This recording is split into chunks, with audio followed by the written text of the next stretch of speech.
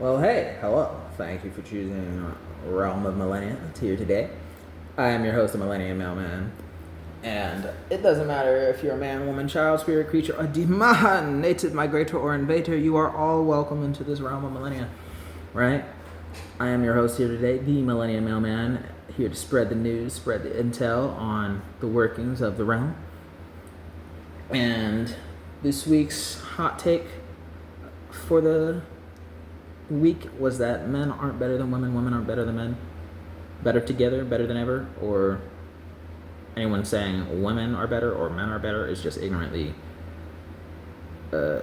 dumb to the fact that they're probably very much dependent on the other gender because neither of the genders are intrinsically better than the other. Both genders are different. Now let's get into it. Today is Funny Guy Friday, so I'm gonna reference the funny stuff. It's not always funny haha, it can be funny weird. Because that is weird, right? It can be funny weird, but no matter what, it is a Funny Guy Friday. It's to be funny. If you don't find it funny, click off the video. Go somewhere else. Find another comedian, all right? This is my Funny Guy Friday. Funny Fat Guy Friday, because this tummy is big in these parts, right? So if you don't find it funny, you don't find me funny, click off the video. I mean, you could always choose to report and ban, but I don't think that's productive because you doing that is only going to make me laugh harder and talk about it more, which I don't think you actually want. But yeah, men aren't better than women, women aren't better than men. Better together because we're different. And if you have a different take on that, it's because you're ignorantly dependent on the other gender.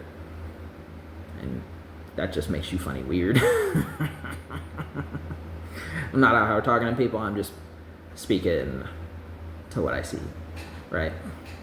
So, men are better than women, women are better than men. It's a funny thing. Because over here in the Americas, in the United States of the Americas, anyway, right?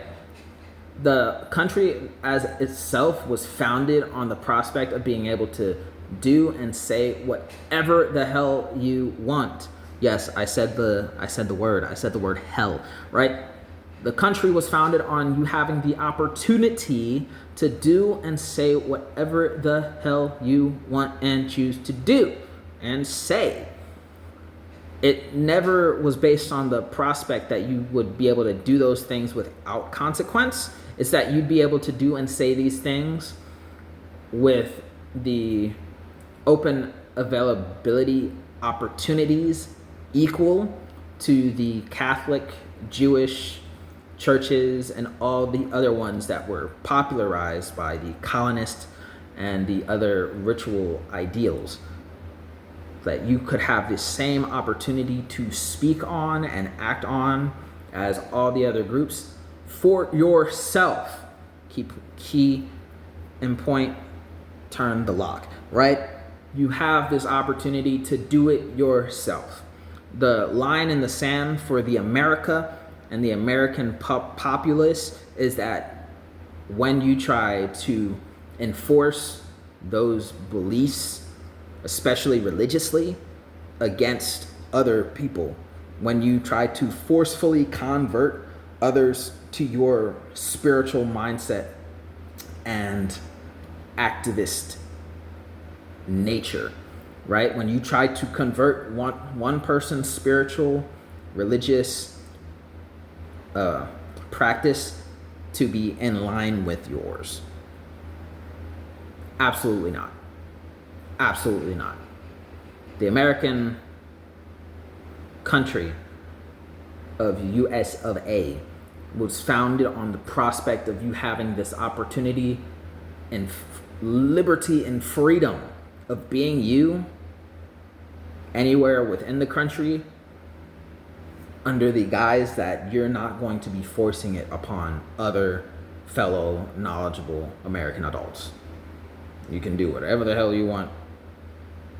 You can even go to other countries, do whatever the hell you want. We respect and acknowledge you, your opinions, your beliefs, but you will not ever be permitted to forcefully convert other people. You cannot forcefully convert other people who don't want to or allow you to convert them. Because when you do, that would be considered, what's the word? That would be considered a crusade. We don't do crusades here in America. That's wildly outdated. That is rather, for lack of a better word at this point in time, rather fascist, if you will. It's totalitarian for you to be trying to enforce and invoke your spiritual beliefs, not rooted in liberty and morals, upon other people.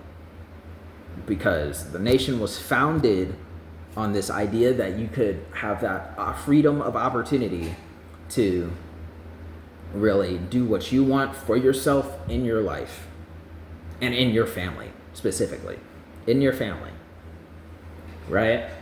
Where I would say that would probably be the only exception to the law, federal law, that you can do it for yourself and in your family. Anything outside of that, outside of your family and of yourself, it's a crime. It's the crime of coercion, peer pressure, force, bullying. It's not allowed. It's not allowed. It's not something the American populace stands for. It's not something American soldiers die for, have ever died for. It is just a funny, weird thing that you feel entitled to do, which you are genuinely not.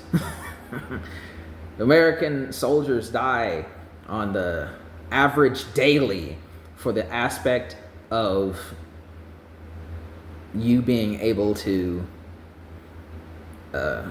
do what you want. But at the same time, do and say what you want does not mean free of consequence, right? There are exceptions in the legal system for you to be able to do and say things, and have some of them even wavered for a particular level of ignorance, which is where the original take of weaponized incompetence and ignorance, weaponized ignorance, weaponized incompetence comes from. It's weaponized because you're using it to do things, invoke things that you already know you're not actually allowed to do. You're getting away with certain things because there's this guise that you didn't actually understand or know about it before doing them. Because those are exceptions to the rule to protect those who are genuinely ignorant or incompetent of how stuff works, right? So, competent people have always been given the ability to vote and institute and change and amend the laws being made. Weaponized incompetence says, oh, I didn't realize that me changing that would actually affect any and all those other things. I didn't realize, right? So we have legal repercussions for people who choose to openly disrupt and propagate false fallacies, false narratives, and misrepresentation, right? There are consequences as well as waivers for the people who have been deceived and coerced into doing something that even they disagree with, right?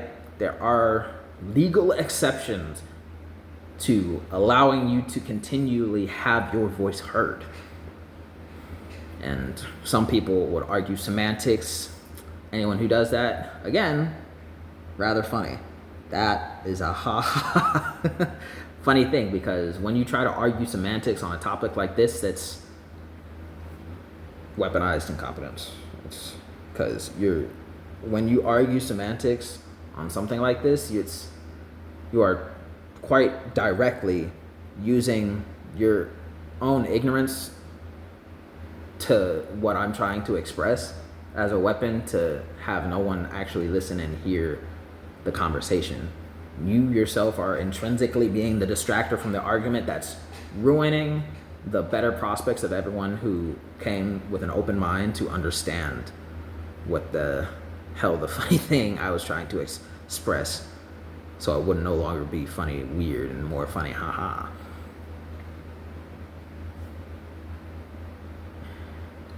But that's unfortunately just the way it is. Men aren't better than women, women aren't better than men. Men aren't better than women, women aren't better than men. It's just that both are different. Both have specialties, things that the genders can respectfully find intrinsically easier for or harder for them to do. But people on the far that side or far the other side would have you be led, coerced, and displaced into believing that those things that set you guys apart are things that make one side worse and another side better than the other, when they're just distractors from the truth. Because facts are the facts. They're unquestioned. They're intrinsic. They're factually irrefutable. The truth is always subject to a counter argument, a rebuttal, because the truth is relatively subjective, let alone when we get into these aspects of your truth, because we have legal exceptions to when your truth is being told from your perspective. It might not be the whole truth, because the whole truth needs all sides in order to be represented. The whole truth may not even fall in line or be somewhat representative of your truth, your perspective, because you're not all-knowing, omnipotent, omniscient, all right? So we have exceptions to waiver some of your consequences, even in the legal system, for parts you may play in misconception, right? And that is true.